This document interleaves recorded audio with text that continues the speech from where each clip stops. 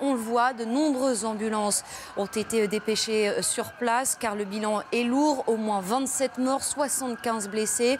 On a aussi aperçu des voitures, des bus calcinés. L'explosion a été violente. On aperçoit aussi bien sûr une certaine panique, des scènes de panique. Constance de Bonaventure, ça y est, la connexion a été rétablie. Vous êtes notre correspondante sur place.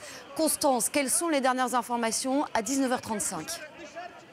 Écoutez, vous le disiez, c'était une violente explosion selon les témoins qui a eu lieu exactement à 7h moins le quart heure locale. Alors visiblement, cette explosion a été provoquée par une voiture piégée. C'est le gouverneur d'Ankara qui le dit, une voiture piégée qui se serait arrêtée près d'un arrêt de bus, pas très loin du Güven Park, un parc public dans le centre de la capitale turque. Des coups de feu auraient été entendus juste après cette explosion. Alors actuellement, vous l'avez sans doute vu sur les images, beaucoup d'ambulances sont sur place et de nombreux secouristes aussi.